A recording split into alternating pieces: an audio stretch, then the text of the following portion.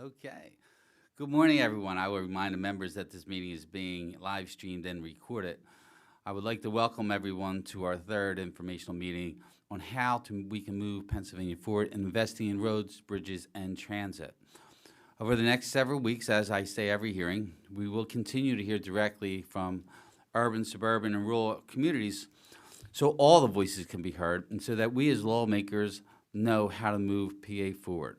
Members will be coming in and out as their schedule allows. I would ask all the members present to please introduce themselves. We'll start with Representative Hohenstein to my left, please. Joe Hohenstein, member of the committee, House District 177 in Philadelphia. Hi, I'm Representative Mary Isaacson. I'm the Vice Chair of the Policy Committee, and I'm the 175th District in Philadelphia County. Good morning, Jeannie McNeil, District 133, Lehigh County, also a Transportation Committee member. Hi, I'm Perry Warren from the 31st District in Bucks County. And I'm Perry Stambaugh from the 86th District, Perry and Juniata counties. Thank you. Act 89 in 2013 marked the last time this legislature attempted to do any transportation funding. While Act 89 did a lot of good, it was the intent as a 10-year funding package, and we must start preparing today for the future.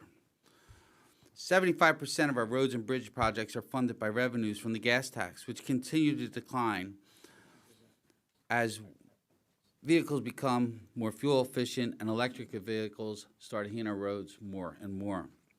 Additionally, the costs continue to increase. Every transportation project today is more expensive than it was 10 years ago.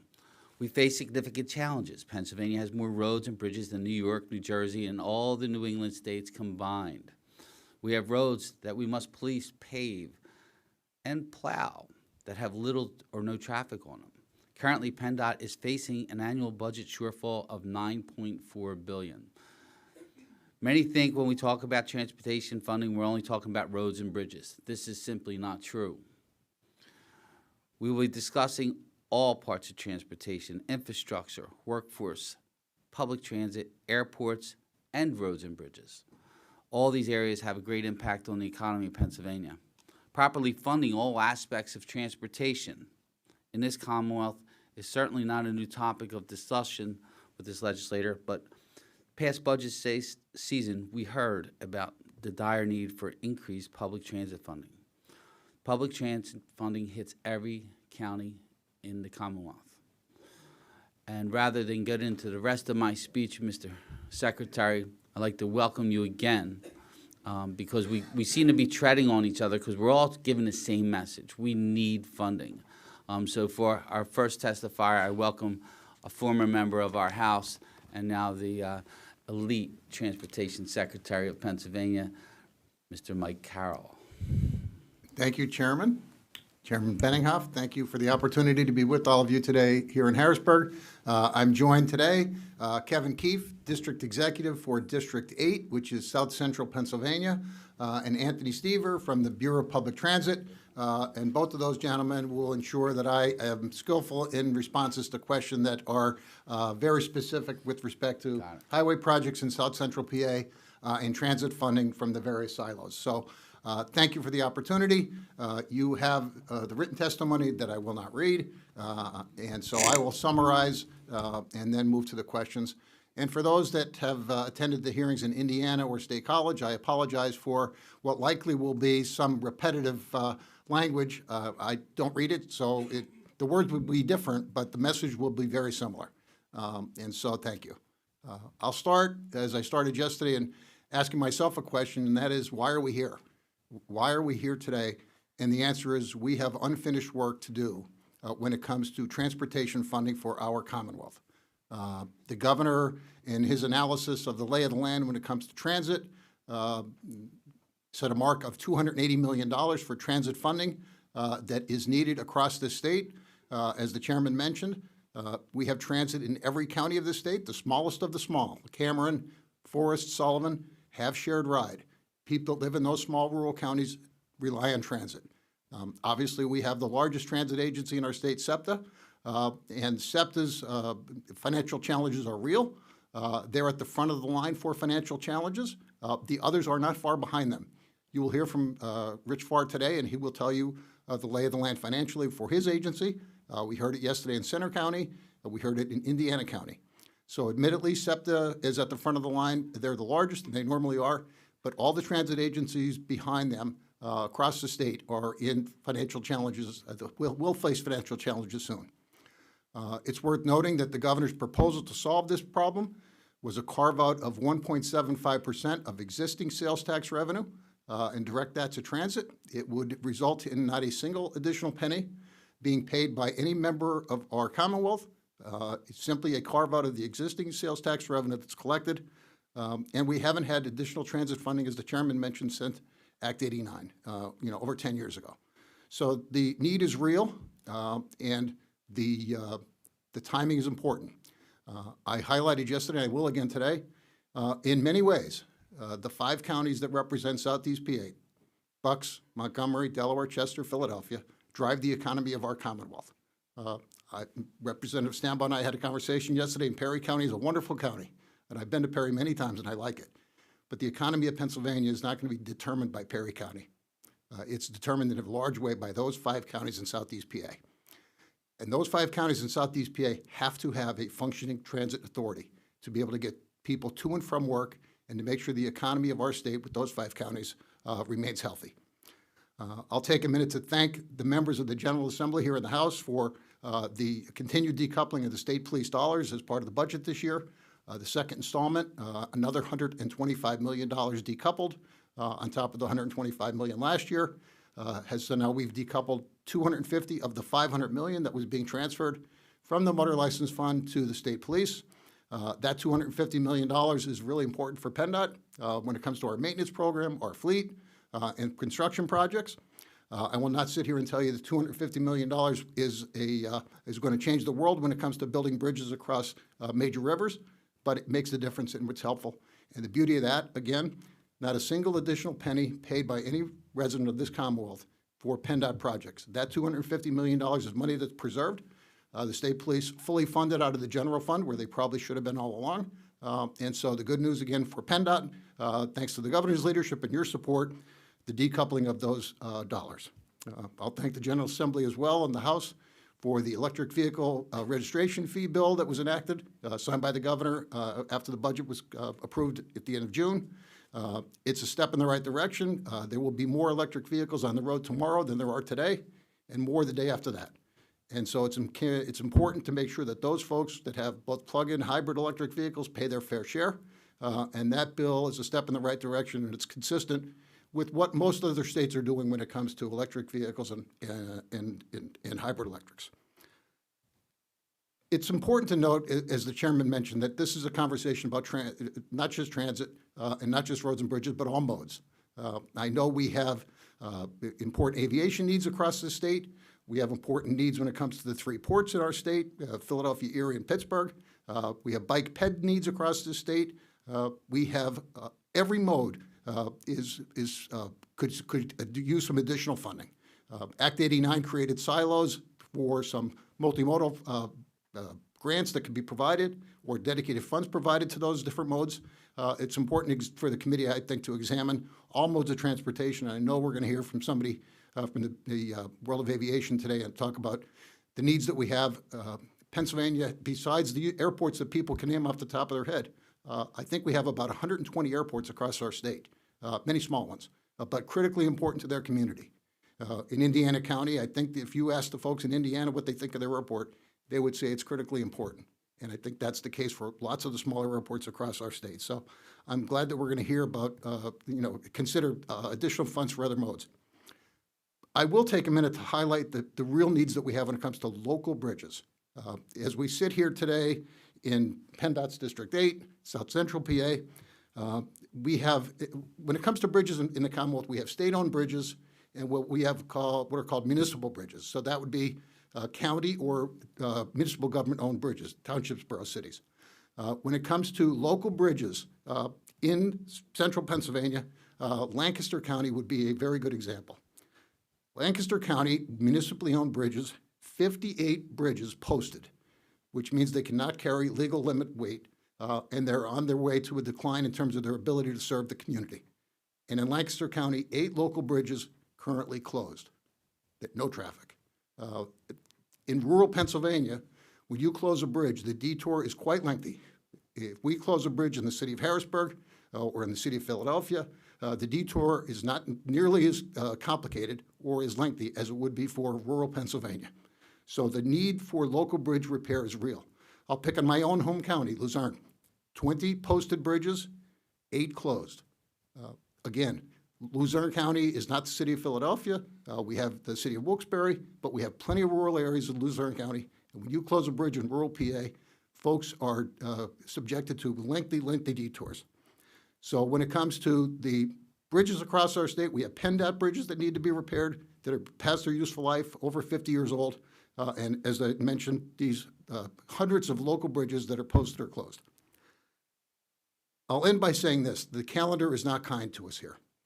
We have very limited time left in this legislative session, as you all know. But I'm hopeful that a sincere conversation can continue that would address the needs that we have for transit funding and for road and bridge funding before the General Assembly session ends. I know it's a tall order. I know what we all face here. But it's important to have this conversation. 13 million people rely on us getting this right. And when we don't get it right, 13 million people will wait. And that has a detrimental effect for the economy or for a senior citizen trying to get to the doctor's office and everything in between. So I'll stop there and entertain questions, Chairman. I know this.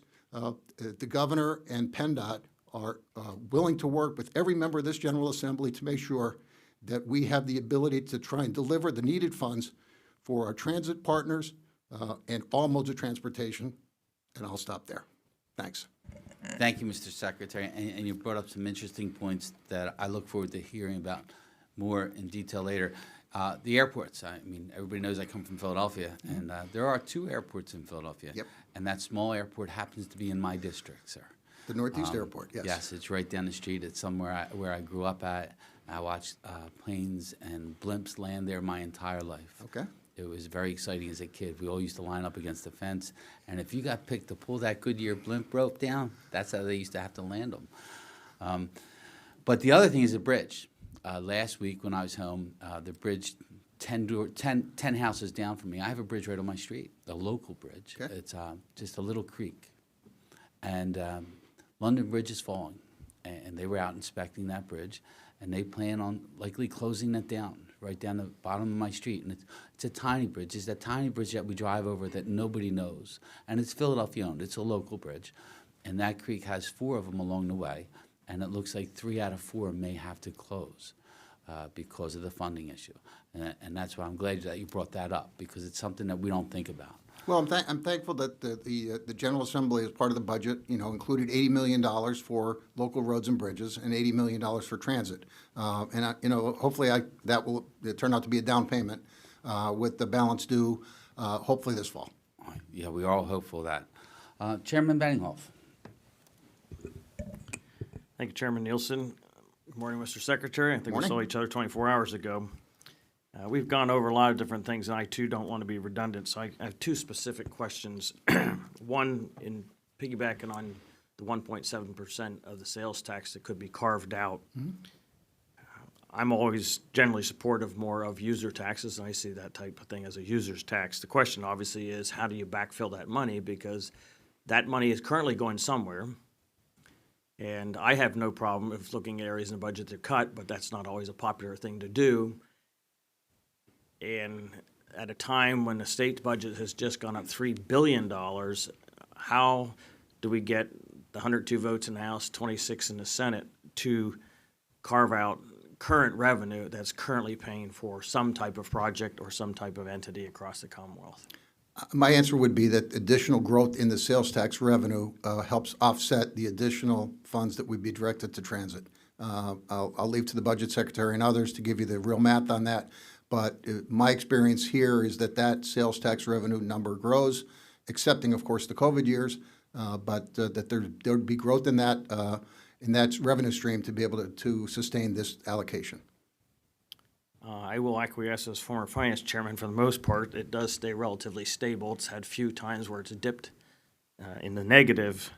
But nonetheless, if it doesn't continue to grow at that rate, and as you know, former member, there's always people coming looking us for money. I would encourage you, that's a discussion that's got to have to happen with the administration as well, because at the end of the day, somebody's got to lay the votes down to make that happen and assure that other people are not going to have their ox gored. Real quick on another subject, as much as it's blazing hot out there today, their old man winter's not too far around the corner. And if there's one other thing I don't hear more about than potholes is the utilization of brine or whatever we do to pre-treat and treat our roads for safety reasons and ice melting. I was approached a little while ago about another chemical. It's supposed to be less erosive, and I was just curious if your department's heard anything about it. It's been used, I think, in 9 other states, called beet heat. It's supposed to be an organic-based derivative off of red beets, I believe. And I just wanted to put it on your radar screen. We don't need to discuss it today, but I will say that a lot of auto mechanics, friends of mine who drive a lot of vehicles, their biggest struggle now is the erosion. And it used to be just concerned about the rust on the vehicles, but now we're seeing erosion through transmission lines, erosion through brake lines at a much quicker pace than we saw before. And some of that might be the lower profile tires, but I would ask that we at least look into other alternatives as an additional solution. Not familiar with beet treatment on highways in advance of a winter storm, but happy to take a look at it. Yeah, I'd like to try to get some information. It's literally spelled BEET, HEET, but I thought it was an interesting concept, and the fact that other states are doing it, I don't think it would hurt us to at least take a look at it. Fair enough. Thank you, Mr. Chairman.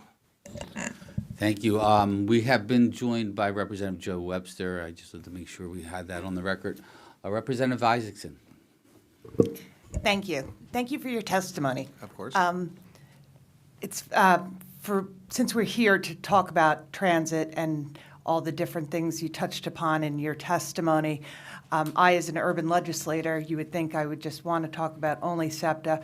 I do understand, and I have many of SEPTA stops, especially the elevated train line called the L, goes right through my district, and it is transporting not just workers, but also the tourism industry, as I represent the historic district, et cetera.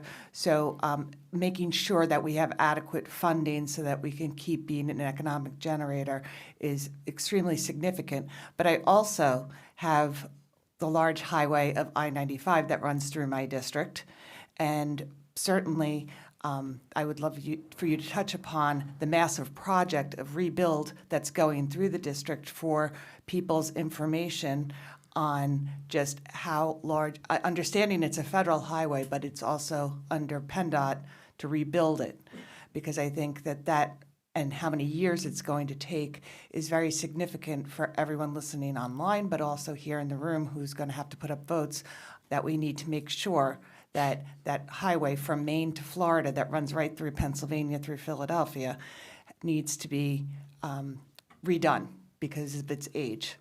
And of course, I love that you touched upon our bike riders, because I have lots of them and paths going through my district. Every mode is important, and the bike ped people are as important as all the other modes as far as I'm concerned. When it comes to I-95 in Philadelphia and the projects that are on the horizon is lengthy. That the projects, I'll summarize it by saying waterfront area, Walt Whitman Bridge area, and then south of the Walt Whitman Bridge down toward the airport. Hundreds of millions of dollars worth of work. I-95 in that area is aged, and it is unsafe insofar as the shoulders are not wide enough to be able to accommodate breakdowns and police interaction with folks, and it's a real risk for motorists traveling that part of the state.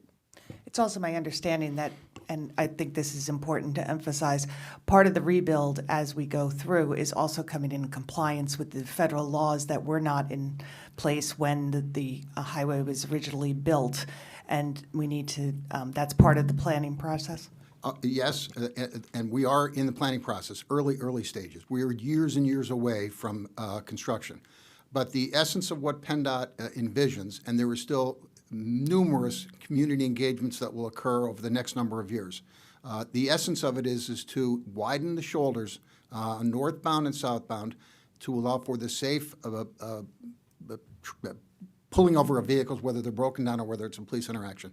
The residential areas that are on the west side of 95 through that part of the city will not be affected by any widening of the road on that side. All of the widening will occur on the east side of 95, which is not anywhere near the same residential nature as the west side of 95. I have visited that area personally. Members of this committee, I believe, have visited that area. So whatever taking is necessary, and it would be, in the neighborhood of 20 feet in order to be able to get the shoulders that we need wide enough. We should have, in my expectation, no effect on residential folks in the city. There's been lots of conversation about the ball fields that exist near the Walt Whitman Bridge, and the final decision with respect to the alignment of the tie-in between 76 and 95, nowhere near finalized. For anybody to suggest that the ball fields are going to be relocated, it is wildly premature to say such a thing. There really is no finality with respect to any of this yet. The federal requirements and PennDOT's requirements will demand additional community engagement. We have initiated that, but we are nowhere near completed with that. And so the timeline for this is into the late 2030s in terms of delivering this entire project. Is the way with PennDOT with projects this large. You're talking about a project that's hundreds of millions of dollars, definitely into the billions somewhere. We do not do those in one fell swoop. They're broken into 3 or 4 more manageable bites for our program, and to be able to deliver projects in Southeast PA concurrent with work on 95. So we are in the infancy with respect to this I-95 project, and I'll use singular, but it really is multiple projects. And we look forward to the continued community engagement. I expect it to be vigorous. It already has been. That will continue. I appreciate that, and I'm just wrap up and say thank you, because as the construction portion in my district is currently occurring, I do know that there has been engagement, and so I appreciate it, but I appreciate you clarifying for everybody the multitude of millions to billions of dollars that rebuilding 95 is going to be. Thank you. Thank you, Representative. And on that, as someone who drives 95 South, the reason those shoulders are so small is because we widened it before, but they didn't widen the road. They just took that shoulder away, and it is unsafe. I may or may not have had to change a tire or two on the side there, and it's scary. It's scary. So anything we do to make those roads safe, that's our mission. That's what we're supposed to be doing. Supposed to make it safe for everybody. Representative Warren, please. Thank you, Chairman. Thank you, Secretary. Sure. I also have a stretch of I-95 in my district. Bucks that other economic generator. You do, Joe does, I do, we all do. A few years ago, it was renumbered I-295. We still call it I-95, and I love that Welcome to Pennsylvania sign. Big, bright sign welcoming people into our state or welcoming people home in my district at the rest area just on our side of the Scudder Falls Bridge. It's a great addition to our community. Well, you can thank the governor for that one. It was his vision for a more welcoming presence when people travel into our Commonwealth. So not just the Welcome to Pennsylvania signs, but soon to be on the rear bumpers of all the vehicles as well. Oh, great.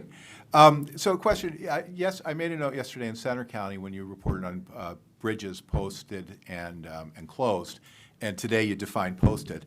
When you say closed, for people who ask, does that mean closed forever, closed pending repair, closed and being repaired? What does closed mean when you report a Closed closed means bridge? no traffic allowed across the bridge until such time it is repaired or replaced. That would allow for the reopening of the bridge, or until such time as the bridge is removed. And I will admit that in the inventory of closed bridges, there are probably a few that can be removed because of bridges that are close enough that would not necessitate the replacement of that closed bridge. So, but that's the exception more than the rule. So closed, Representative, no vehicles until such time as it's repaired or replaced. And that happens. I mean, the PennDOT multimodal grants that were just announced by the governor last week will result in 15 local bridges across our Commonwealth that will be replaced or repaired. I'll highlight Union County. a very rural county in central Pennsylvania. Bridges will be replaced, local bridges will be replaced in Union County, thanks to an application to PennDOT's multimodal that was awarded. Small townships in Union County will be the beneficiaries of state funds to replace local bridges. But there were others beside Union County, I can promise you that, 15 total. Thank you. Thank you, Representative Hohenstein. Thank you, Secretary. I also have I-95 coming through my district. Well aware. And the L, too. Don't forget the L. But you can't get to heaven on the Frankfurt L. We've had that song before, but I want to just say, with respect to the I-95 construction, I would repeat everything that Representative Isaacson said, and really note that the engagement that we've gotten in my portion from PennDOT District 6 and the folks handling that has been fantastic. I even had one of the project managers go through a neighborhood that was impacted by one of the exits that being closed, and we're working with residents and businesses who are impacted. So the folks working on the ground on the 95 build-out have been really fantastic, and I just want to commend you guys on that. One of the things that I want to touch on is, what is this interaction between the funding that we need for roads and bridges, for mass transit, for all of these different improvements? There's a lot of federal money out there. And as you know, I have a bill, there's a couple of other bills that are similar, that would allow for local, what's called local share funding for mass transit projects to be provided, where county or municipality can raise their own funds through some of their own local mechanisms that would then be available as match funding in some of the federal programs that are out there. What do you see as the interplay between our overall funding of our roads, bridges, mass transit, and the access to those federal dollars by leveraging state and local dollars with them? And what does that mean for what we have to do here in the General Assembly, and what happens if we do nothing? So there's a lot to unpack there. Let me start by saying that the federal funds that are flowing as a result of the IIJA are significant, meaningful, impactful, and unbelievably important for our Commonwealth, for every community in this Commonwealth, and for our partners when it comes to the other modes. For your region, of course, that's SEPTA and the Port of Philadelphia. When it comes to those federal funds as a result of that bill, you have essentially program funds that flow to the various entities that are statutory, and then there are discretionary funds, silos, that are allocated as a result of a successful application to the US DOT, whether it's federal highway, whether it's federal transit, whether it's ports and waterways. So the discretionary funds are, I think, what you're aiming for there, because the program funds will flow because it's statutory. I know SEPTA was the recipient of the largest grant that SEPTA ever received, with train sets for the L, that the Federal Transit Administration folks were in Philadelphia with Leslie and me to celebrate that success a few months back. I will highlight the fact that Secretary Buttigieg was with me not more than a month or so ago to celebrate $500 million for PennDOT's I-83 bridge over the Susquehanna River right here in Dauphin County. Those discretionary funds are important and meaningful. And when you have access to those funds and you're awarded those funds, the match necessary is something that you find.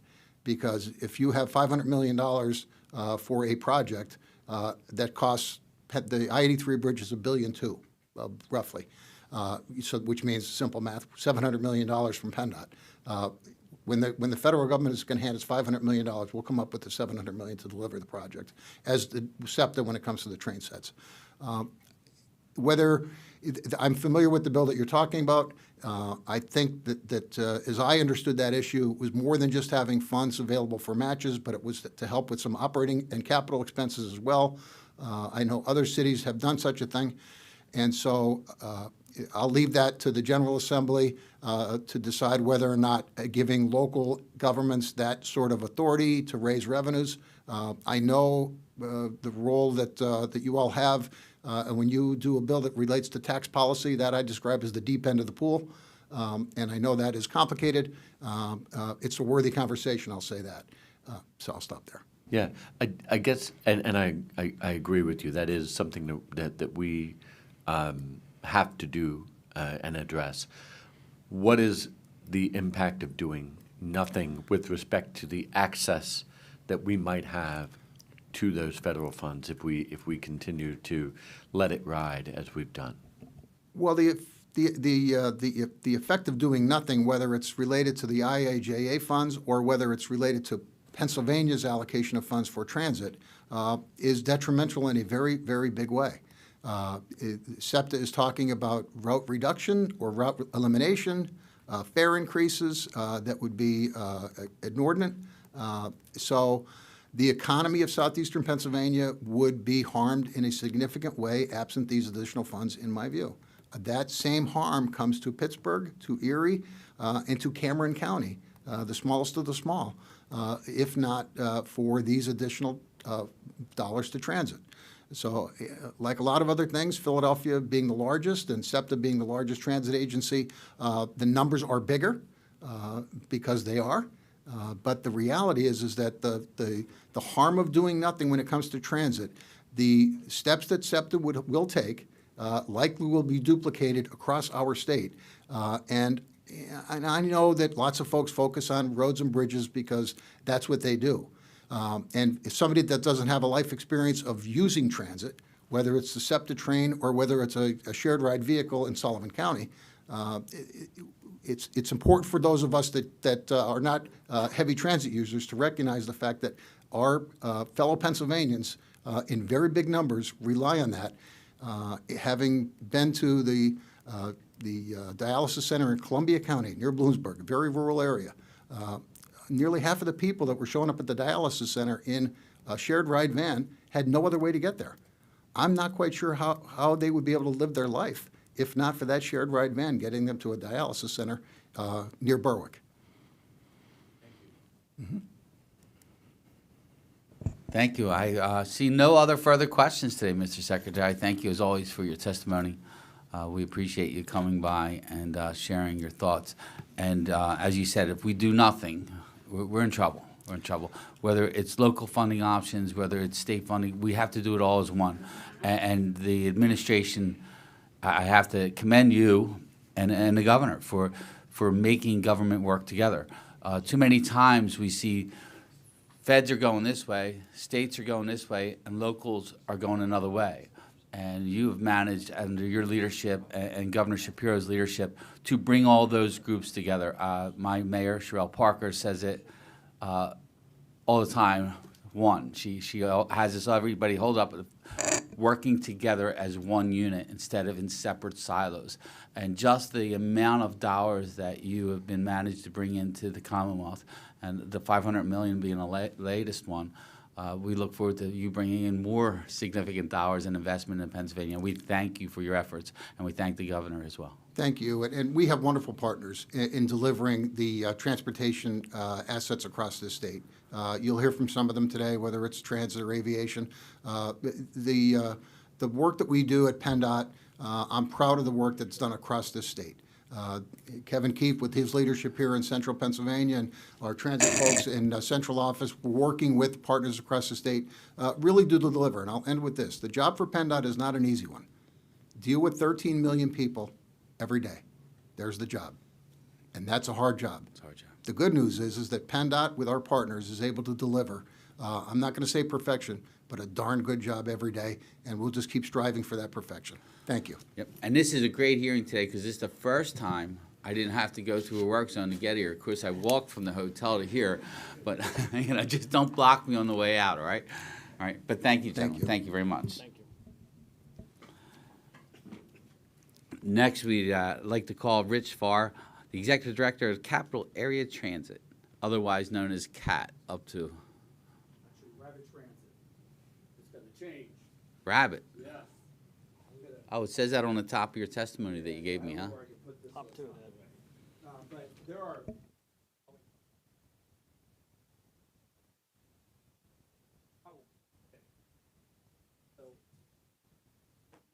We'll get it. We'll get you. We'll get you. Good morning. Good morning. So The There we green go. light There has we to be go. on, pull close. There You we know go. the There we- routine. We got us. We've done this, right? Yes, we have. So before I begin, just the prop, of course, not to be outdone by my peers that you've seen over the last couple of days, I have to raise the bar a little bit, right? But there are many faces to public transit. This is just one. And so as we start talking, I really want us to keep in mind that it's really people that we're serving at the end of the day through all these conversations. And so with that, good morning, Mr. Chairman, fellow committee members, and a little shout out to Representative Stanball from Perry County, which is in my district. Good morning. I want to thank you for the opportunity to speak today about the critical importance of transit funding in Pennsylvania, particularly in support of Governor Shapiro's proposal.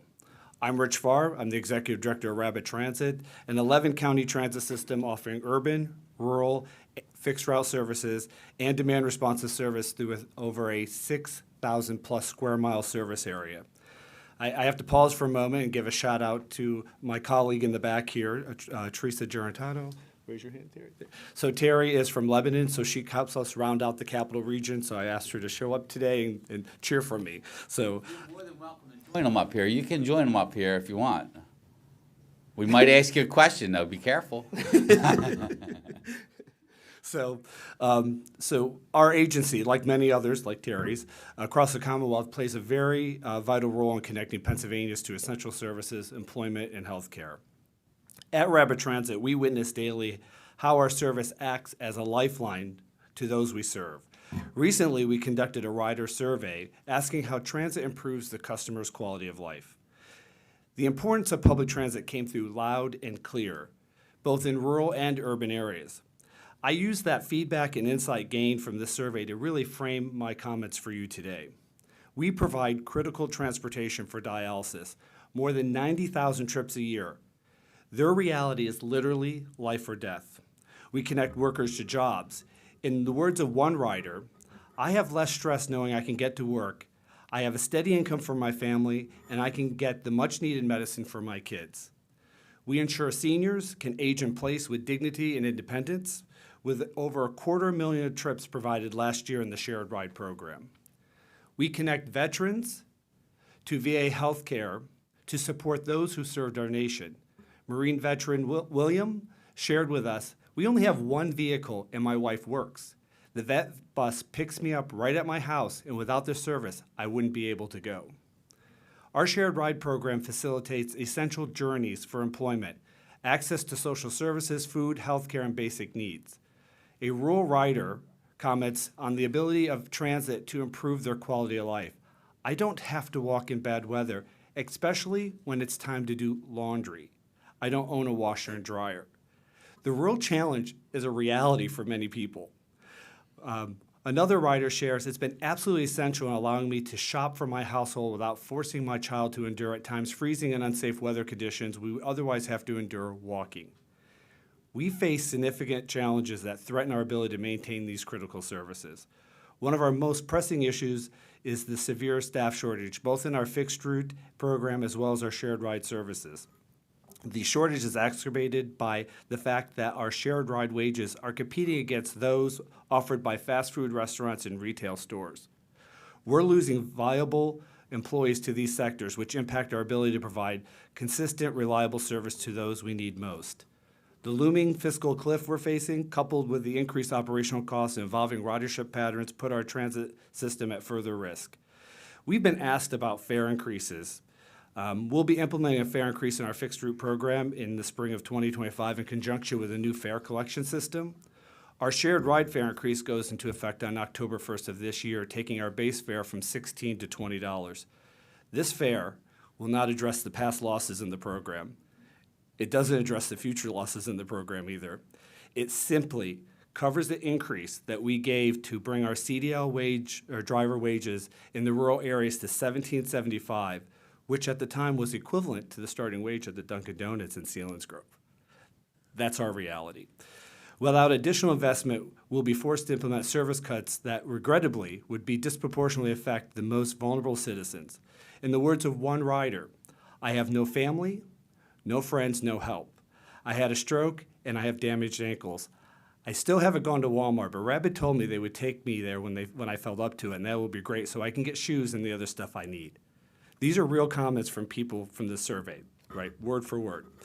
This is why I strongly urge you to support Governor Shapiro's proposal to increase the portion of state sales tax revenue dedicated to transit by at least 1.75%.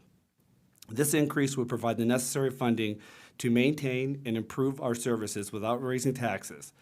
It would also allow us to offer a more competitive wage, helping us to attract and retain skilled workforce we desperately need to operate our shared ride services effectively. The benefits of this proposed extend far beyond just the transit-dependent population. Every Pennsylvanian, whether they use public transportation or not, benefit from a robust transit system.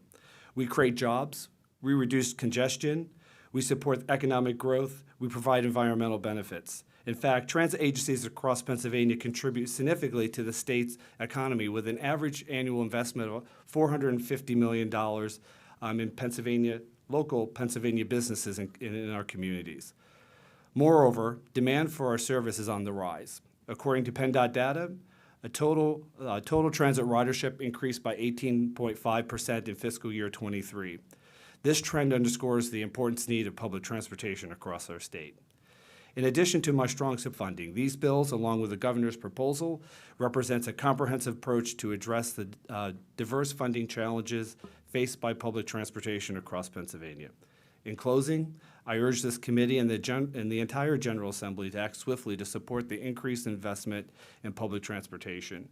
The decisions you make this session will have far-reaching impacts on mobility, independence, and quality of life for Pennsylvanians for years to come. By supporting the governor's proposal, service cuts could be avoided, and we can instead focus on the future. Ensuring our economic growth, connecting people to essential destinations they seek, and effectively competing in the labor market so we can continue to provide the high-quality, reliable mobility services that our communities deserve. Thank you for your time and your consideration, and I'm certainly willing to answer some questions. Thank you much. A couple questions I told everybody, I put everybody on notice, you addressed a little bit of it, about fare increases. And the last time you actually examined the routes of your system to see how efficient they are, and did you do a remapping or anything like that, or how often do you go through that process? We go through that process approximately every 5 years now. There's been a hiccup. We had this little thing in 2020 that's really messed everything up, right? We all understand that one. So we do, it's called a transit development plan, and we do one typically every 5 years. And so it's an in-depth study of our communities, where the buses go, where the buses should go, what businesses have come, what businesses have left, how do we connect people to goods and services. So that's something that we do every 5 years. Now it's probably been 7 since we've done the last one, but one is scheduled for next fiscal year. So under the governor's plan, you'll approximately 5.4 million. Now you told some real stories are real. They're real, and when you hear stories like that, I mean, you know, we all have hearts. Believe it or not, we actually care about people. Sometimes the public doesn't believe that. But when you hear a story like that, has nobody. I mean, dream world. If I had a magic wand, I said, this is what I need. I need 5 million. 5 million is great, but to do, what do you need? Well, that's a great question. Sitting here in Harrisburg, if you look at the Dauphin County and Cumberland County, the warehousing industry has grown leaps and bounds. And our service doesn't even begin to touch the growth as it expands from the urbanized area. So we get requests if I probably daily, at least weekly, of can we have a route extension? And that comes from both the businesses and the riders. Like, I want to have a job and I want to work over here and they're paying $26 an hour, but I can't get there. Because we can't connect them, they don't have economic prosperity. Right. That's what we have to be about, is connecting people to economic prosperity and let them grow. That's what we want to be about. And so, yeah, I don't know what that number is. Really, the number that's coming in will allow us to have some modest service expansions. I wouldn't say anything great, right? So I could always get that number. My planning department, if you let them dream, we all may be a little shocked at what they bring back. No, But- we won't be shocked. I just want that out there so people understand this. This is not this is a solution, but it's not the end all. Right. It's not the end all. Oh, yeah, this allows us to sort of just kind of status quo and a little more, and allow us to be efficient, keep moving the way we are. I wouldn't say it's revolutionary. So you brought up a Senate bill and a House bill, and you touched on that a little bit. What capital projects do you have now that you can't do? Well, none, because we're working closely with PennDOT on our new facility here in Harrisburg that's 120 years old. So those two bills that you brought up would not provide you with one single dollar no. of funding. Yeah, it would allow- And I want it because you're not the first one to do this. Okay, to try and bring this into the conversation, but that does not get you $1. I mean, am I correct? There's in no- that? there's no new There's funding. no new funding. No new funding. So when you do capital projects, when we talk about legislation like that, PennDOT distributes this money on a need basis at big numbers. These are big numbers that it could take you 10 years to match that big number to bring that project to fruition with some of the costs that you do now. But I mean, I just want to make, I mean, this is the shot to the next one that comes in and talks about those two bills, okay? Easy, because it doesn't bring in no funding. Right. And that's what we want to concentrate on, and that's what we're trying to concentrate on, bring the funding. Funding, we can build it all. Right. Without new dollars, this typical rider who's a female making $25,000 a year or less and using the bus to go to work can't be served. I want to make sure that that comes into play too. If Right. you can, explain that, just because it's a great visual, but you didn't talk about it here. Right. You didn't tell that story, because that tells a story in its own. Right. And So- I love that visual you brought with you. And I love Thank stories, you. as you could tell from my testimony, right? It's great. It's great There's one day the phone rings and it was the front desk and they said there's a passenger at the front door who's visibly upset. Can you come down and help her? So I come downstairs, and now our office in York is 4 miles from the transfer center in downtown York. So we're in an industrial park at the end of town. And so she's there, tears, with her 11-ride pass, which costs $16, and it's bent. And she says, it doesn't work in the fare box. I'm like, okay. I still have 9 rides left. I'm like, okay, what am I going to do? And I said, well, how'd you get here? I walked here. I said, from where? The transfer center. You walked here for $10? That's who we're talking about when we talk about fares and public transportation, those who go to work. I work in an industrial park that's 16 miles on the edge of town, and I have to have this or I'm not going to get to work tonight. I just gave her another 11-ride pass and said, have a good day. Like that's who we're dealing with, real people with real issues, and I see it on the front line. Granted, you see it too, but I'm there every day watching these stories unfold in people's lives, and sometimes it breaks your heart, right? These are folks who are trying to get ahead, and they need us. We are the catalyst to allow them to have economic prosperity, and I can't stress that enough. I see it every day. Chairman Benninghoff. Thank you, Mr. Chairman. Thank you for your testimony. I think you put a very good face on the issue with your survey, and I appreciate that. I have 3 quick questions. Staffing issues is a challenge everywhere. I was just curious if your agency has looked into trying to hire veterans who may have been coming back and looking for work. A lot of them have CDLs, a lot of them have other military training in transportation that might be helpful. And 2, we have career links, and those people, agencies are oftentimes getting people coming back in second careers or re-entering the workforce. I was just curious if you folks ever looked there. I guess everybody's looking for work, but some of them could be very qualified to do that, especially, second career people. You're talking 45, 50, 60 years old, generally pretty responsible, maybe don't have children and childcare challenges might be Right. something. Two quick questions. Number one, you talked about the base fare 16 to 20. Could you just explain what that is? Because, when some of us who don't ride very often, we're still thinking of the old drop a couple coins in the box, and some are getting to the digital age. Right. But for our rural members who may not ride transit much, if ever, it'd be interesting to understand what that base fare means. I'll try to make it simple because it is very complicated. Well, you So- kind of hit on it, I Yeah. think. But So we have two services, fixed route, which you kind of get a better understanding. People pay somewhere between $1.50 to $3 or whatever per boarding. In the shared ride program, there's a fare, and that fare is required to cover, whoever pays it is required to cover the total cost of the shared ride program. So 10 years ago, $16 covered the cost of the trip. So we had enough riders and we collect $16, and that $16 is split up by many different funding sources. The lottery, if you're a senior, pays 85%. The passenger pays 15%. If you're a person with disability, they pay 15%. We have contracts with human service agencies, they pay the whole amount out of their budgets.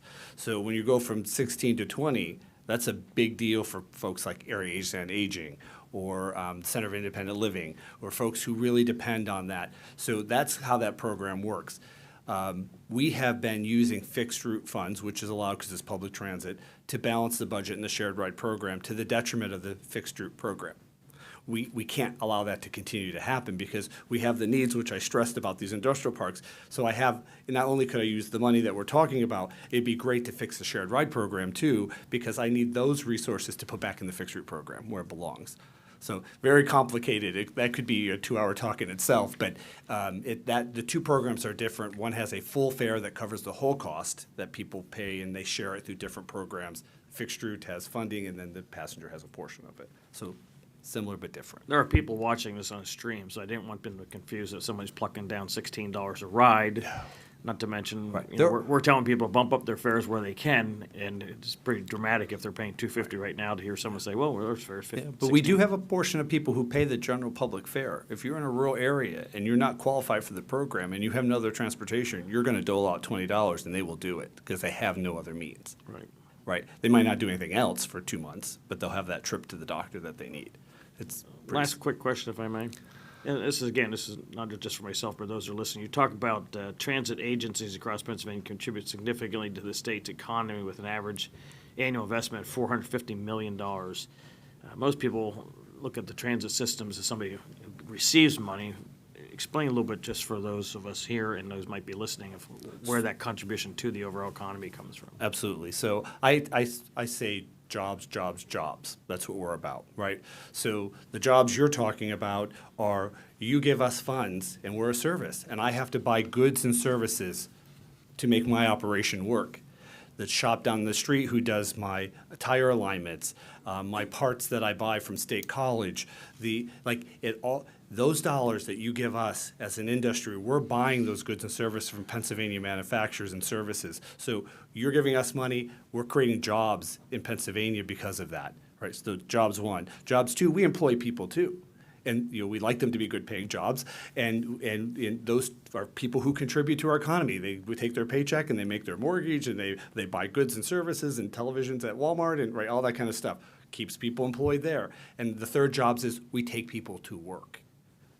So jobs, jobs, jobs. That's really what we're about. Thank you. Thank you for sending that money to State College, too. Yeah. Thank you. Representative McNeil. Thank you, Chairman. Good morning, and thank you for your testimony. I actually saw one of your Rabbit vehicles coming here this morning, and my curiosity came up. Previous to this job for 16 years, I taught student adults transportation and job skills, and we used Lanavan in the Lehigh Valley, so I'm very familiar with your service, and it is quite an asset and much needed in all of our community. I also just want to add, I hope somebody gave that girl a ride back instead of making her walk the 4 miles. She was at a bus stop, so she went right out and got on the Okay. bus. Yeah. All right, thank you. Yeah. Representative Stanball. Thank you, Rich, for being here. You sort of touched on my question with Representative Benninghoff, but what is the percentage? I'll just use my county, Perry County, where there isn't a huge number of fixed route service. Who uses the shared ride type thing and versus the fixed route? So if you compare Perry County with like Dauphin County, like what's the percentage of riders? Funny, I have that information. Okay. All right, bring that over next to you so we can, because there's only one camera here. Okay. Please. This way you can do it right on TV and everybody at home can see what you're talking about. So in the rural area, which we're talking about at Perry County, this is what the transportation looks like. It's primarily medical services in the rural area, so almost 50%. These are the dialysis trips. In rural, I said 90,000 in my testimony. That's all of my 11 counties. In the rural counties, it's 60,000 trips a year. That's only a portion of this. These are chemotherapy trips, skin treatment folks. These are folks who have to ride multiple days a week, right? That's who we typically see. They're very sick, and that's something we're experiencing too as the population ages.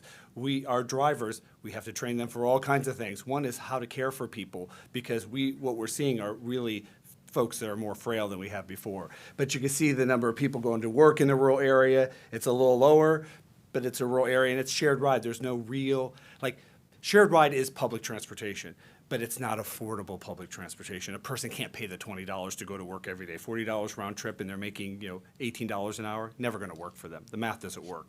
So we really do need to think about how, and that's not today's conversation, but there is a conversation that needs to be had at how do we revitalize the shared ride program to serve. I don't know if you're familiar with the ALICE population, the term. It's asset limited, income constrained employed, working poor. How can we help the folks in the rural area? In Perry County, we tried. We worked with Penn State and went after a National Academy of Science grant to provide a pilot program that would do a work shuttle, bring folks into the Carlisle area. We were successful. That's a need that we probably have to explore.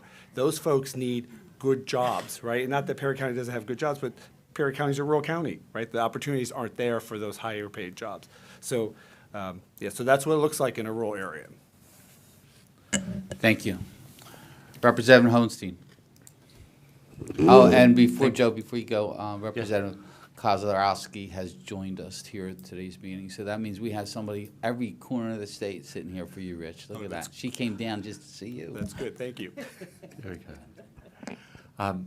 Thank you, Chair, and thank you, Mr. Farr, for coming in. I actually will waive off on my question because my chairman asked it about the capital funding bills with Senate Bill 597 and 1941 in the House.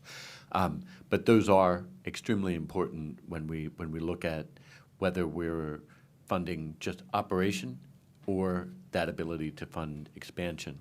The comment I want to make is something to highlight what you just were talking about, which is that ALICE population. And if you can remind people, what was the acronym again for So ALICE? asset limited, income constrained employed. Okay. So those are folks who are poor but still part of our community. And the idea, our disability community is a large part of that.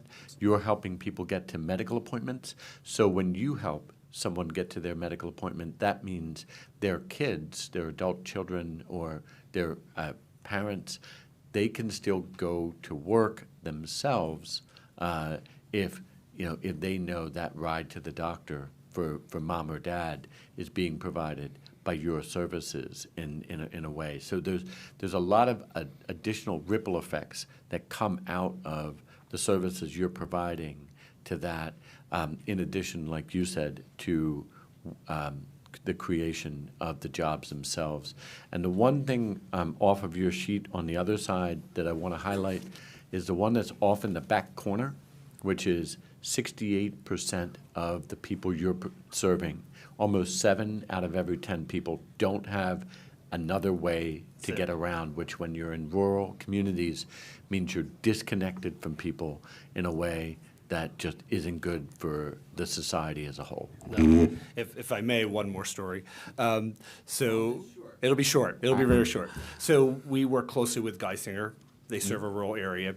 And so we got a phone call from Geisinger saying we have a woman who needs to come in for chemo.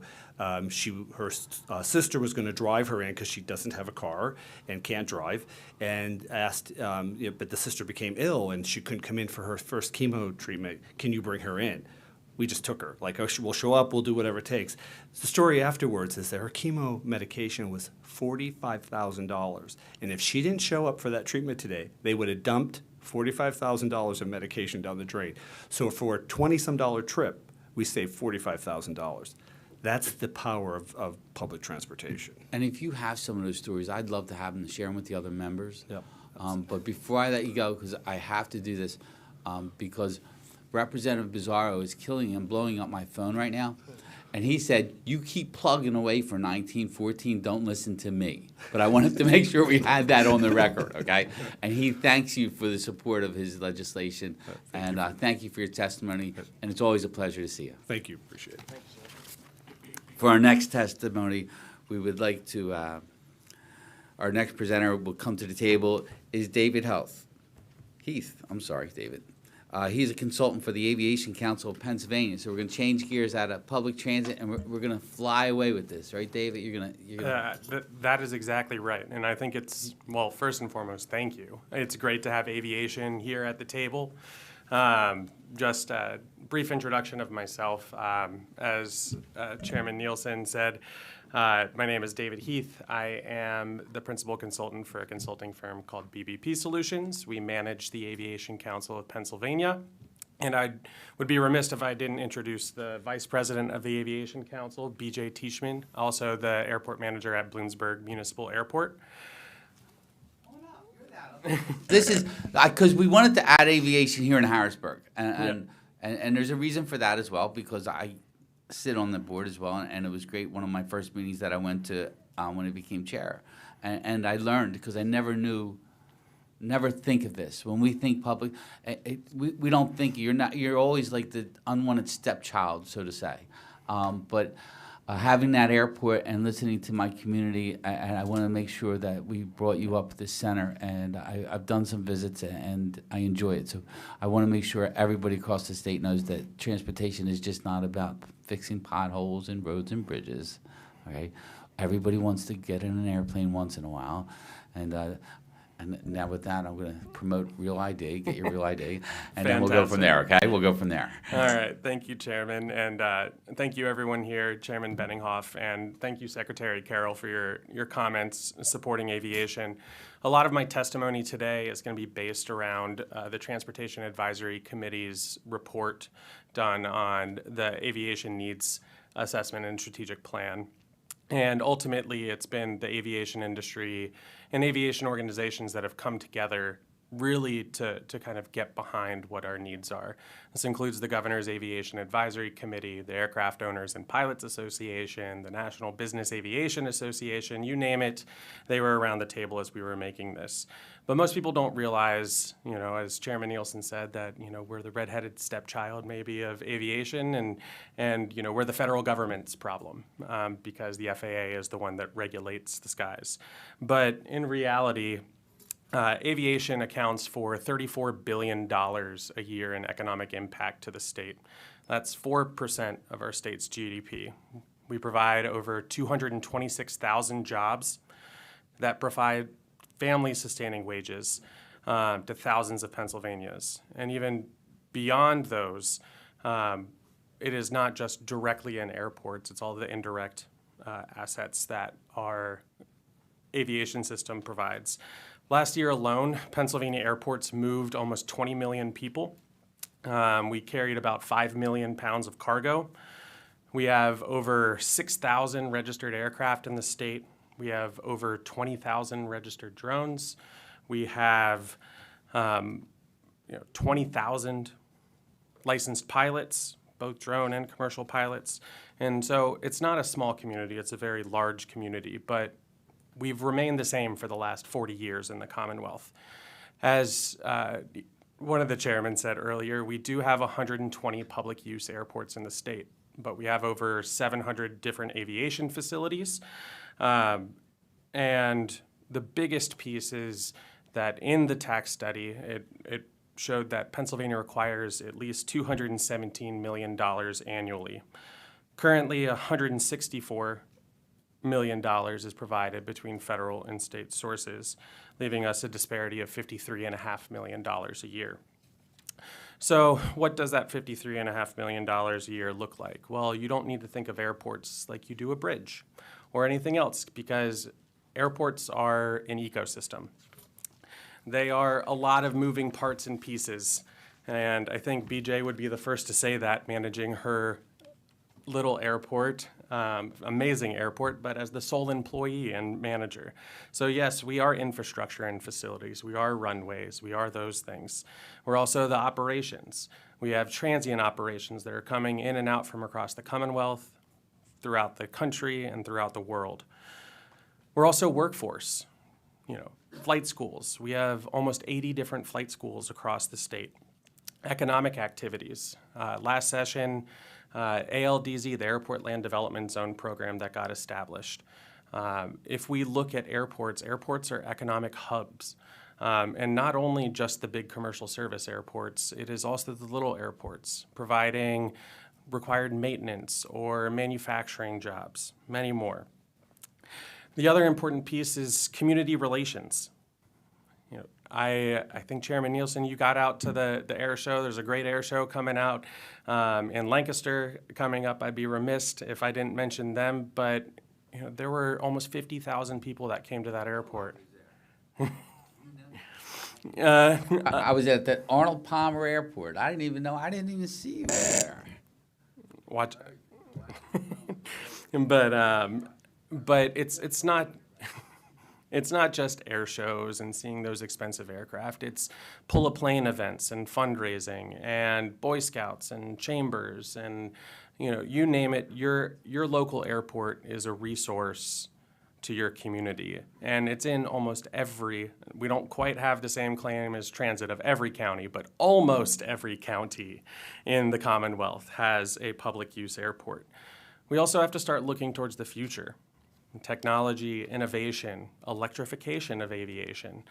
We talk a lot about electric vehicles, autonomous vehicles. Well, the same conversation is happening in the sky and the role that the state can play in facilitating that.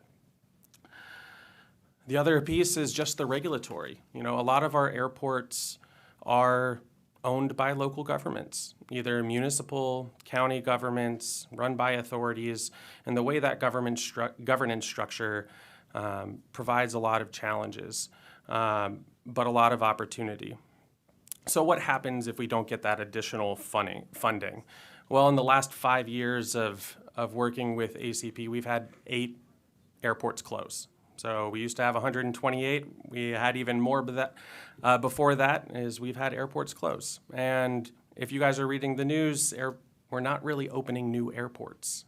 It's about maintaining what we have and ensuring that everything that is maintained is safe, because safety being the most important thing in aviation. If you have an aircraft incident, it's not just on your local news, it's on CNN and Fox News and everything along those lines. So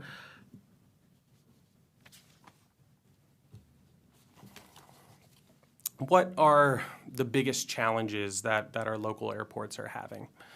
Especially our rural airports and all of us as a whole. One is, just like the rest of transportation, is local match funding. The majority of funding, of state funding in the state, either comes at a 50-50 match for revenue-producing projects or a 75-25 match for a lot of non-revenue generating projects. Yes, the FAA does chip in, and those projects are at a 90-10, where the state picks up 5%. So why is that so challenging? One is limited local revenue sources. Typical airports generate revenue through fuel sale, hangar rental, and land leases. And those are the 3 main bread and butter how it goes through. The other is just economic disparities. If you have a local town that's trying to decide if they're going to be funding additional staff on their public safety team or investing in their airport, it's a very tough decision. The other is just grant complexity and timing. We don't have large pots of money. So yes, I talk about a 53.5 million and 164 million is going into the state. But of those dollars, of the $164 million, only $22 million comes from the Commonwealth. So the Commonwealth currently, this year's a little higher, so got to give credit where it's due. I think it's around $25 million. But currently to date, the Commonwealth only invests about $22 to $25 million. So what are the recommendations from the Aviation Council? One is reforming our current funding. We need that injection of the $53.5 million, not only to support all of our airports in the system, but also support the Bureau of Aviation, as well as providing opportunities for advanced aviation and allowing airports to really generate money for themselves, and doing that through supporting local match funding situations. For example, BJ is working to build a hangar at her airport, which could generate $45,000 a year in hangar rents, a potential on the record out there. But the challenge is there's really no grants that can fund it right now because it's revenue generating. But it could help solve the local match problem. And you see the game that we're playing. The other is really supporting workforce development. Everyone's heard about the pilot shortage, everything along those lines. And so being able to support your local workforce happens at those general aviation airports. It happens in the Bloomsburgs. It happens at your local airport. Next is being able to support those economic development and hangar development projects. Probably about 2 years ago, the Aircraft Owners and Pilots Association and ACP did a joint study on hangar availability in the state, where 90% of our hangars are occupied, and around 65% of those airports have a waiting list for people to get into hangars.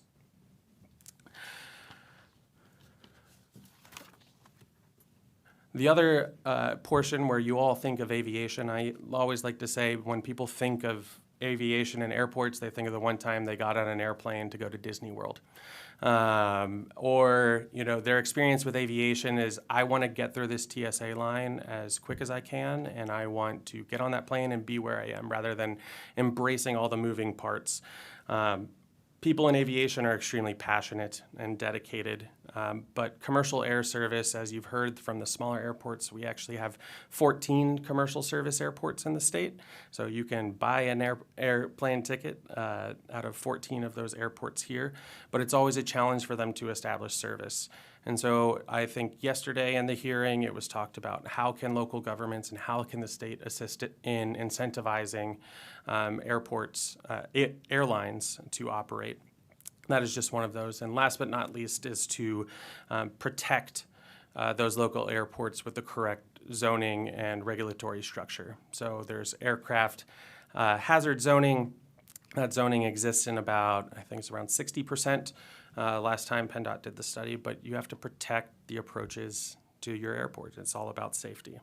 So kind of in conclusion, it is really about, what is the value? What's the return on investment whenever you invest in aviation? Well, we're pumping $34 billion into the economy every year for only $22 million out of the state's budget. It's a pretty good return on investment for what it is.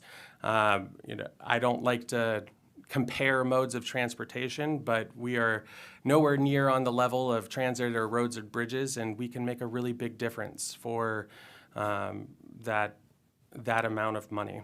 What we would like to say is the federal government pays for safety and capacity. They pay to bring people here. The state, whenever they invest, it pays to keep them here.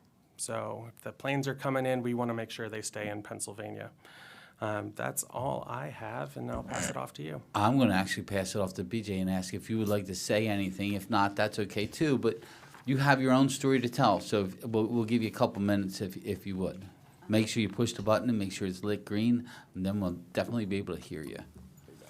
There you go.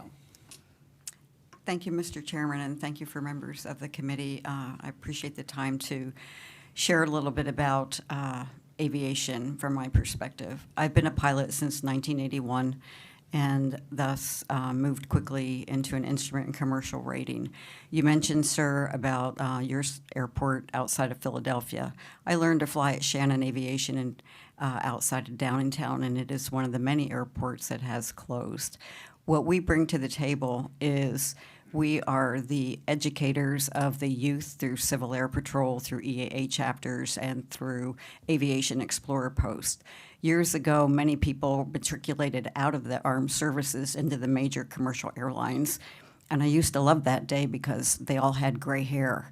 So those pilots that came in from the military. Nowadays, we have fewer people matriculating into the armed services, and as a result, fewer, as David mentioned, a 27,000 pilot shortage as we speak. I'm sure we've all noticed in the news too, as well as the aircraft power plant mechanics. There's been a stream of issues with that, and so our general aviation facilities are the ones that children and youth, we put on career fairs, not just my airport, but other airports. This is where your pilots are born. This is where your aviation mechanics get started because they have access to general aviation airports. So there's I think, a need to support GA airports in addition to our commercial service airports. We do not have the ability to generate income from package delivery or commercial service fares. We do live solely on fuel sales and hangar rent, basically. So in order for us to keep these educational programs going for our youth to support the overall aviation industry, from air traffic controllers to mechanics to pilots to your ground personnel at larger airports, we're the gateway for that. Not just my airport, but all the airports in Pennsylvania. Thank you, sir. Well, thank you, thank you. And I'd be remiss if I didn't say that BJ's interns that have gone through have wound up at NASA, going to Embry-Riddle, going to Oklahoma City to be air traffic controllers, Air Force Academy, and that's all coming out of here. And the great part is they still come back, so. So let's talk about funding a little bit, if we can. Most of your funding comes from liquid fuels, right? Is that what we're talking about? So of the $22 million, only about $7 to $8 million comes from jet fuel tax, $10 million comes from capital budget and TAP funding, and then about 7.6 comes from multimodal from Act 89. Then grants and stuff like that, but whether it's federal, state, all over. Do you have any barriers? Are there any barriers you face? And before you don't jump in yet, you're itchy. Mm-hmm. You want to say this, yeah, okay? But do you have grant writers? Do you have access to those kind of personnel to help you? I mean, because you're a one-woman show. We spoke about that a little bit, right? Do you have access to things like that? So the answer is it depends. So the state participates in the federal block grant program, which we get about $20 million a year from the FAA, in which the state distributes those AIP, Airport Improvement Project funds. There's enough acronyms in aviation to shake a stick at. Those ones are very limited. The FAA is very clear, the federal government's very clear about what processes must go through, and as the state being the administrator to about 40 of those state block grants, it becomes really the state to kind of advocate. In terms of grant writers on staff, some airports don't even have the funds to employ a full-time staff member. Some are lucky enough to have one. But from BJ's perspective in grant writing, a lot of it is if they're in contracting services, they'll contract those out. If you want to add on, BJ. We don't have any contract services, so therefore, with the exception of our aviation consultants or engineers that work on some of our infrastructure projects, do assist with them, but that responsibility would fall on me as the manager. Thank you. The tax study, you identified it, but you didn't really identify it. And rather than get into it, because I'm one of those people that read it, we're having a whole lot of change in the House and the Senate. And I would ask that the council draft something and tell people what that's about, because Chairman Benninghoff always identifies it, it's more of an education. We have to educate our members and the newer members coming in. So if you could share that with the new members, just like a couple pages to let them know this is what it was, because it's not recent, but it's never been implemented, so to say. Well, absolutely, and it's right. the first study done since the 90s, I think. Yeah, so I ask that you share it with not only, Yeah. us, we, as chairs, we have it, but, Yep. and the committee members, we shared it with them, but there's 203 of us, and to do any kind of transportation, the math is pretty simple here. We need 26, 1, and 102. It's a math equation to get any kind of funding into transportation, and that's what we're working against, but we need to educate everybody. And not everybody's like Rep. Bizarro watching hearings today. Chairman Benninghoff. Thank you, Mr. Chairman. You have addressed some of the questions I had jotted down, but I think there's a misnomer because you own a plane, you're rich. And I suspect, BJ, if I may address you as BJ, you would probably concur with that. First of all, congratulations. I think it's very inspiring. I don't like flying in a Thank plane you. myself, else is flying it, much less being a sole aviator, but I commend you on that. It's impressive. I guess the question I'm sitting here thinking about, first of all, I'm a little bit dumbfounded that we don't have a greater investment on the state ballpark. BJ, go ahead and just use yours as the example. Mine? Yeah, your 14 bay. Yeah, our 14-bay hangar will be approximately $3 million, and you have to take into account it's not just the building itself, it needs infrastructure of your taxiways and lighting, and to be able to access that from the existing infrastructure. But it will be approximately a $3 million project for a 14-bay T hangar. With a $45,000 return, hopefully annually. Agreed. What I can say is the last 6 years that I've been at my airport, I have a hangar waiting list, and if it magically appeared tomorrow, it would be full of planes. Well, that's a good problem to have. That's a but, good problem to have. I suspect part of those costs are also runoff water, catch basins, and all the environmental impact, DEP, and et cetera, not just the building itself. Turnkey, everything done, all the permitting, everything that you mentioned. And you're predominantly having to fund that out of your own pocket. We currently do not have the funds for that. It would be funded through our BOA, PennDOT, FAA funding, and we've applied for a local share account grant.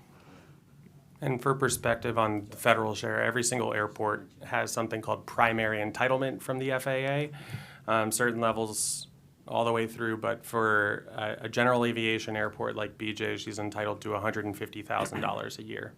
So a $3 million hangar project that could generate, it doesn't really tally up and allow her to do that. So she has to look at alternate sources. It's like buying a couple doors a day for a $3 million project, or a couple doors a year. Yep. The other thing I was sitting there thinking about, if all of you went away, you've always given examples of where you train, that airport's not there. What does that do to the local community? What does that do to the services you provide? I mean, I think people don't realize what might be lost if we don't find a better avenue to have consistent funding for some of the smaller airports. I think that any GA airport can be a gateway to your community, not only for tourism and recreation, but many of our transient airports that fly in, they're flying into Collin, Geisinger, Sakasui, Major, Conair, Autoneum. They're calling on local industry, so that would make it more inconvenient for that type of work to take place. I see us as a huge educational hub for the future, especially given the Aircraft Owners and Pilots Association STEM program, which many of our school districts have already adopted.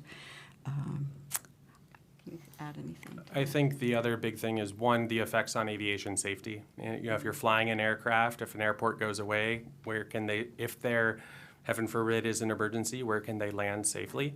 And the last piece is actually more future planning. Kind of the future of aviation is actually really going to live at the smaller regional community airports and advanced air mobility, and connecting those and even extending different lines and transport. So once the airport's gone, it's typically gone. It's not coming back. Two other quick questions, if I may. What kind of money, public money money gets put into these public use airports? Are they all qualify, or is it tough to get that, or only certain ones qualify? Yeah. Again, I think the assumption is big airports, and small airports are just people who have money and want to just recreationally fly. But you made great comments there. If I need a commodity, oftentimes it's medical supplies. A lot easier to get to a small airport, get it in a car, get it to wherever you got to go, especially in the more rural parts of our state and country. And the fact is you can cross state lines a lot easier than I can by car. We forget the importance of that. I'm just curious, are they all eligible for public dollars? So of the 120 public use airports in the state, only 60 are participants of something called the National Plan of Integrated Airport System, NIPIAS. So only 60 qualify for federal funding. So the remaining 60 airports rely on state funding, local funding, or self-funding. And the state funding at 22 million, State funding at 22 million, divided into how many airports? 120. Well, possibly 60 if the other ones are getting funding from the feds, but that's not a very good equation. Yeah, and even the federal funding, I mean, if BIL sunsets, that is a $70 million differential. That's what it did to the industry, is it pumped $70 million. So if the federal funding dries up and 2026 when it's set to sunset, then we're adding $70 million on top of the 53.5 requested. So it's a stark differential. And lastly, the one thing I didn't hear mentioned, I was at Cambria County's airport, pretty impressive actually, and the fact that the number of drones that are being used, unmanned vehicle type things, they have to land somewhere too, and they're bringing vital products in and out of places, especially in emergency situations. The one guy was talking about the stuff that they're sending. You talk about an aircraft that might be 3 feet long into into Alaska, and areas that are very difficult to get to. Are you folks involved with that at all? I mean, I suspect you may not be as much, but it's an interesting part of our economy, and I only see that growing. Yes, I am involved. Luckily, I wear a lot of hats, so I also manage the Pennsylvania Drone Association. So drones are there and facilitate with Arium, which is based there in Cambria County. So yes, integrating the airspace and looking at what that future flight is and the role that the state plays is extremely important. And states that are investing in that technology are starting to see the benefits of the return from an economic standpoint. Well, I'll close on the fact that this is an area that I don't think we're as versed in as we should be, and the fact that a lot of our members in the committee are in first term here, including the chairs, that, at least I am, that I would like to continue this conversation a little bit down the road. And BJ, I'm sitting here watching you, and you got to be the ancestor to Amelia Earhart. It's just impressive to watch this. I give you a lot of credit, and I'm going to put an invite out to you. Reedsville's airport does a monthly fly-in. People come from all over the place. I'd love to see a female pilot land there. I take my grandchildren once in a while, but they have a breakfast once a month. They charge $10 for the biggest breakfast you'll ever eat, and all the money is used to educate youth pilots. And I didn't realize you can get a pilot's license at 17 years old, and it's amazing. My one staff's son's doing that. That's our future. We're not getting as many of them coming out of the military as we used to, and medical facilities depend on those guys. When I worked in the ER, our Vietnam pilots, they were amazing. Before we had the helipad we do now, they could drop that thing down, turn around 180 degrees, and be gone. And I thought, if I ever need a pilot, these people I want. So God bless you, and thank you for your work, both of you. Thank you. Thank you for the invite. Our pilots fly out. It's always the second Saturday of every month, and they support the Reedsville Airport. But thank you for the invite. It's a great little mini air show, and it's the best breakfast you'll ever fly, and spend 19 times in gas what breakfast is going to cost you. Well, consider yourself lucky because he hasn't invited me there, and of course he is the minority chair. So we all, but he did take me to lunch yesterday. I put it on the record. We're good. Like Santa Claus once a year. So the drone program, of course, we have Representative Burns, who beats us up consistently with Ariel and his support there, and I believe that's also in Senator Langerhall's district as well. So I know the support and I know the programs that we have down there, and local share options. If you heard Representative Hohenstein, Representative Waxman, they have local share options for public transit. And through this process, us talking about it and knowing the importance of that, they're those two who actually brought this bill forward to the House. They're very supportive of making sure that you are part of that piece as well. And I just wanted to make sure that was on the record and everybody heard that. So thank you today for your testimony, and we appreciate all the hard work you do. Perfect. Thank you. Thank you.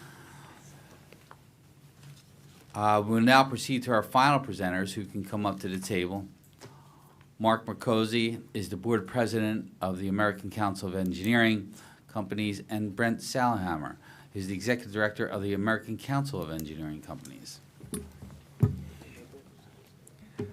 Good morning, Chairman Nielsen, Chairman Benninghoff, and members of the committee. My name is Mark Markowski. I'm a professional engineer and the senior vice president of the Markowski Engineering Group. We're headquartered in Ligonier. We have an office in York also. We also have offices in Charleston, West Virginia, and Steubenville, Ohio. We employ over 100 professionals in Pennsylvania. I'm very pleased to have the opportunity to testify today about the importance of infrastructure in Pennsylvania. I do so as a representative of the American Council of Engineering Companies, or ACECPA. I'm currently serving as the president of the ACECPA Board of Directors. And I have with me, as you mentioned, Brent Sailhammer. He's our executive director. Well, you know we'd much rather hear from you than Brent, right? I'm just glad he wore socks today. I'm very happy he wore socks. We always like it. We always like it when he wears socks. He's here to answer all the hard questions. ACECPA represents 129 consulting engineering firms and affiliates and over 12,000 professionals employed by these firms.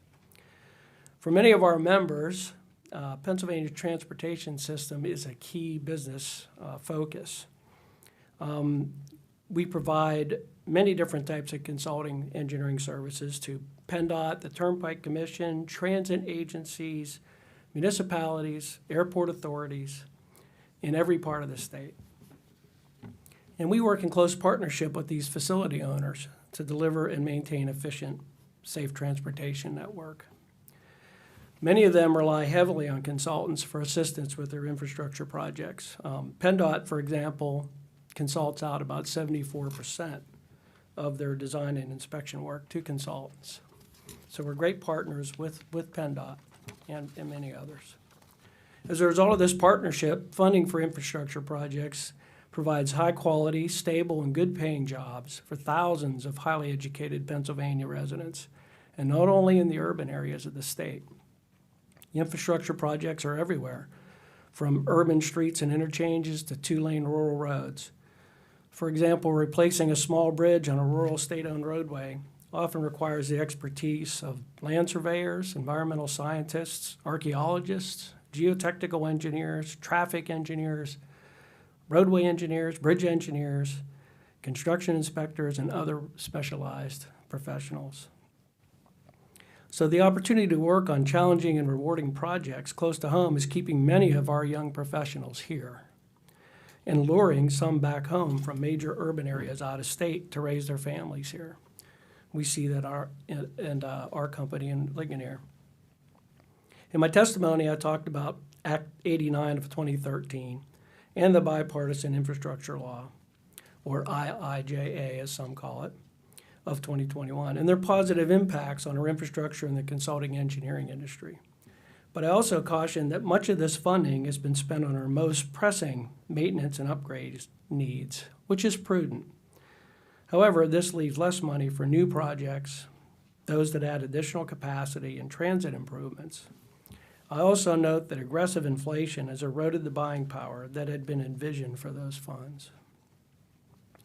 Our state government's doing a good job balancing the need for growth and investment with fiscal restraint. as is evidenced by the current fiscal year budget. Despite record investments in education and economic development, the Commonwealth will still end fiscal year 2024-25 with a projected budget surplus in excess of $10 billion.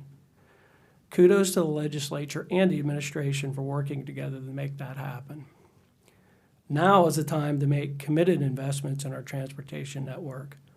Despite the recent financial investments at both the state and federal levels, our transportation network is still in need of upgrades that have been deferred for too long. The IIJA is set to expire in the next fiscal federal year. So of course, we're all thinking about the next significant source of infrastructure funding. IIJA may or may not get reauthorized, so what can we do at the state level to bolster funding for ongoing infrastructure needs? Two recent proposals offer the potential for significant investments in both transit systems and Pennsylvania's road and bridge network. Governor Shapiro proposed a $283 million increase in public transit funding in his February budget address, which would amount to a 20% increase in the budgets of transit agencies. Another funding proposal is getting some traction and has the support of ACECPA, the Keystone Transportation Funding Coalition, and PennDOT, is known as the Bridge Infrastructure Safety and Economic Trust, or BISECT. It would cap the sales tax transfer to the general fund on sales of vehicles and allow for the collection of any revenues collected above that cap to go toward bond payments. Those bonds would be used exclusively by PennDOT to focus on improvements to rural roads and bridges, providing a vital companion funding source to the governor's proposed transit investment. ACECPA supports both the governor's transit funding proposal and BISECT. We understand that creative funding scenarios will be necessary to ensure that we can continue to make critical investments in transit and in our road and bridge network. You have all already worked hard to ensure that the Commonwealth is in a secure financial position for the near future, and now is the time to do the same for our infrastructure network. Nearly 13 million people depend on a reliable transportation network every day, whether it be by bus, train, truck, aircraft, or bicycle. On behalf of the ACECPA member firms, I urge you to consider making these investments while we are in a position to do so as a Commonwealth. With that, I thank you for your time. I'd be happy to answer any questions you might have. Thank you, Mark. Brent, do you have anything you want to add before we start hammering you with questions? I always appreciate the opportunity to witness your comedic genius in firsthand, Mr. Chairman. And I appreciate your leadership, both of you, Chairman Benninghoff, Chairman Nielsen. As an organization, we certainly appreciate the hard work you've done over the past couple of years to make significant changes to the transportation infrastructure network and the committee as well. I know you've all done a lot of work to make things better across the Commonwealth and improve not only our financial condition, but our safety for our roads and bridges and other networks. So I think, I can say we're feeling stronger every day about the state of transportation in Pennsylvania, thanks to you. Oh, thanks for your support, because Mark, you hit it on the head. I mean, you hit a whole lot of things here that I didn't know when I first became the majority chair here, which Brent hit me. That's why I tease him so much, and we've talked about this before, because he was like one of the first ones that came at me. And I said, listen, you don't understand, because I'm a building trades guy. I know what it takes to fix a road. It takes a whole bunch of people like me, men and women, that went through state-approved apprenticeship programs and build it. But you're the backbone. You're the professionals who design us, who show us the way. You lead us the way. And you identified 10 other trained professionals, just to fix a road. Off-the-wall question, if I repair a bridge rather than wait till it falls down, like that seems like what we're doing, what's the cost difference? I mean, we talk about maintaining what we have and building new. Sometimes if we ignore that maintenance, just kick this can down the road for another year. Say, hey, listen, we're not going to do anything. Yeah, I think what you can. impact is that going to have on the taxpayers and the Commonwealth itself? Because ultimately, taxpayers are paying the bills. It's that they're going to pay it, and it's like what I think you touched on the materials alone, the cost difference from yesterday to today. Right, If you time is could. money, and definitely, repair work is cost-effective to a point, and then infrastructure gets to the point where it's time to replace it. And once you're at that point and the repairs are not cost-effective anymore, really just extending the life of an inferior product, then you need to start really thinking about replacing it and get it done soon. Chairman Benninghoff. Sitting there thinking about the breakfast where we sat on the stage and Brent got to drill us for questions. Yeah, were you thinking about that? And he hit us pretty hard, didn't he? We're going to do that again, so you better keep that in mind. Well, the good thing, Is that on tape? Do we have that? Because was that a promise or a threat? I don't know how to take that I one. was just going to tell you, you got the mercy rule because it is getting to the 12th hour of the morning, but a couple of quick comments. Number one, I do think people need to understand that PennDOT has a relatively robust maintenance program and where we try to evaluate bridges, road structures on a regular basis. They're on a deferred maintenance plan, and you're looking at them both from date, weight, and as you know, we have more traffic than we used to. So my understanding is we try to refurbish, I call it the 3 R's, refurbish, repair, or replace at least 300 bridges on average a year if there's money there to do that in order to try to keep up. When you got 24,000, it doesn't take long to get behind on that. Is that relatively correct? Do we have something pretty robust like that? Yeah, I think PennDOT does a very good job with the resources they have to stay on top of the bridges and keep them in shape. Trying to avoid closures, trying to avoid postings. But of course, as you heard in earlier testimony, there's not enough to manage the entire system the way they'd like to. Well, in my career, I've never had someone come up to testify at anything. God, there's so much extra money here. We just called to say thanks. Yeah. We're going to send a percentage back. But that said, part of, I believe, finding additional funding for whatever area in state government has to be efficiencies as well. This question's bugged me for a long time since he said he was going to do one a little bizarre. I'm going to ask somewhat of a bizarre question. As a non-engineer, I got to believe you're licensed, that when you put a proposal together and you submit it to any government agency, you're doing so in good faith that you're doing it to the best of your ability with the knowledge of information that you have, that you can't operate without a license, correct? True. I don't understand the redundancy of your firm having 2 or 3 engineers working on a proposal. We send it in, whether it's for roads, bridges, or whatever else state agency, and then having these state agencies have 3 or 4 more engineers have to look at this thing. It just seems crazy to me. And then it gets sent back, and half the time it gets put on a pile. And instead of addressing those things acutely, time is money.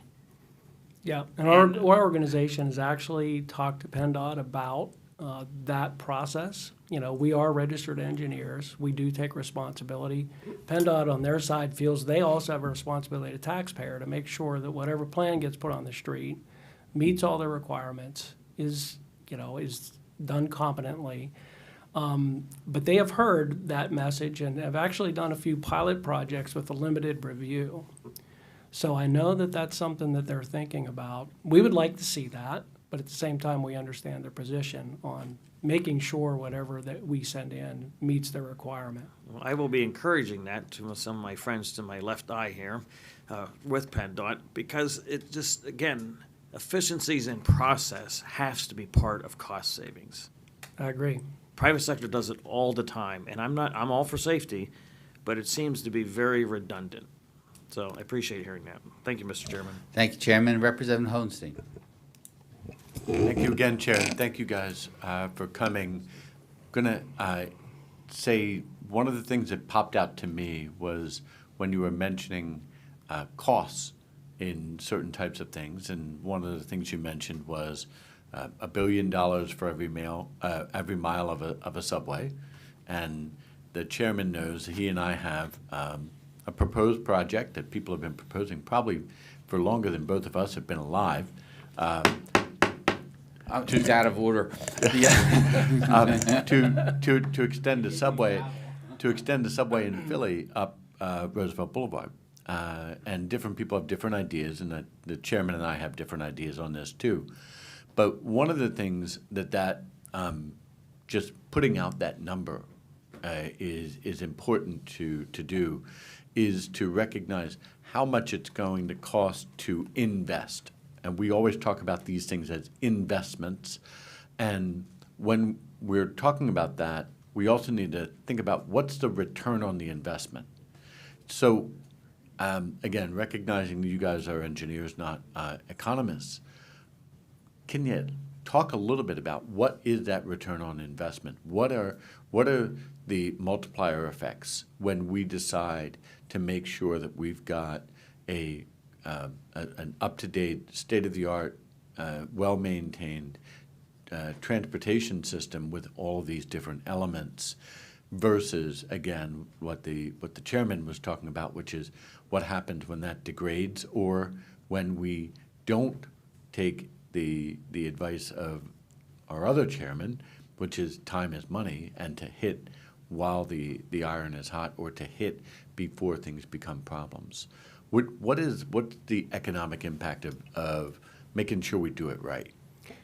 Well, basically, the economic impact is an efficient transportation network is key to everything. It's key to our economy, moving goods and services, getting people to work, getting emergency services to people who need them. As we heard today, making sure people can have rides to medical appointments, things like that. Our national organization has done studies that will put numbers to that. I don't have that off the top of my head, but it's been well proven that for the majority of infrastructure projects, there's an excellent return on investment in the big picture of, this is how we move. This is what we need to keep our economy going. And certain projects, it's very evident and can be quantified directly that project generated benefits to the local economy. So we could definitely point you to reports that ACEC has done that talk about return on investment on major infrastructure projects. Do you have anything to add to that? Yeah, I mean, I would just kind of echo some of the testimony earlier. Part of the return on investment is just about people, making sure people can get the services they need. I mean, for a new community in your area, representative, a couple thousand homes in some area, the most straightforward way to connect those people to the goods and services they need would just to build a road. But you heard from testifiers earlier, some people don't drive or they don't have the ability to get out there and get onto a highway and get to where they need to go. So, from a people standpoint, I think transit certainly shows a lot of benefit and a return on investment, connecting those folks to the things they need. And then from an economic standpoint, to Mark's point, there are multiple studies that show that extending those transit lines, whether it's a bus rapid transit or a subway system or whatever it is, really invites economic development. So if you talk to a national developer, a real estate developer, they'll tell you if there's a transit stop there, we're much more willing to put our commercial opportunities in that area than if there's just some road out into the middle of nowhere. And I would add, sometimes you don't realize the ROI until you lose something. Like a bridge has to be posted or closed in a community. Then you really start to see the real effects of what that does to their economy and their quality of life.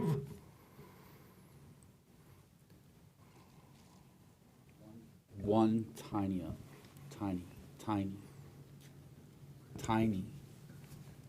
Quick follow-up.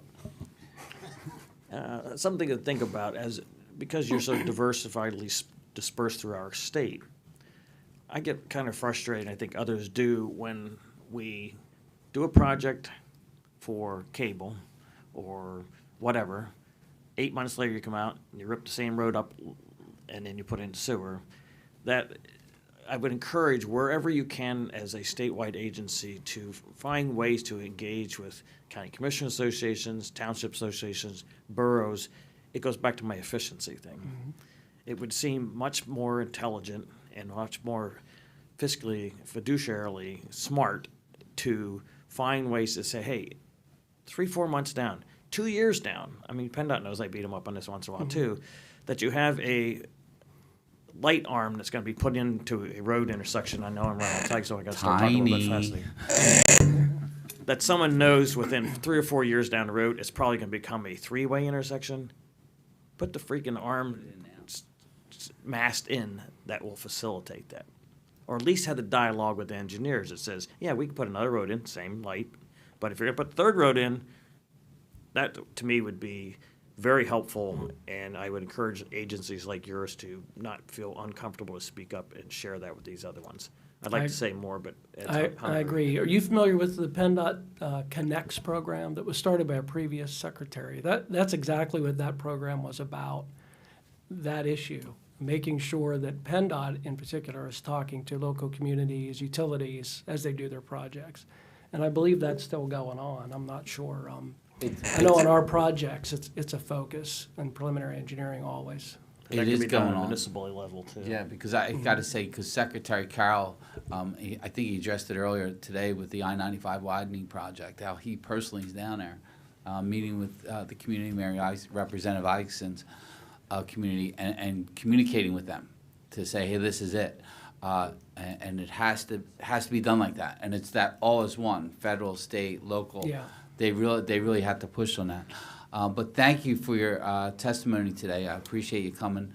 Now I'm going to get a little in trouble because when Representative Madsen came, I wrote his name down 3 times in my notes to say he was here. And I apologize, Representative. And I did again. This is the 4th time. I'll give you my notes if you can see. Like Kyle has it. Kyle pointed to it. There's dots on that. So I'm probably going to get in trouble by Kyle. I thought that was something else ominous that my name kept getting.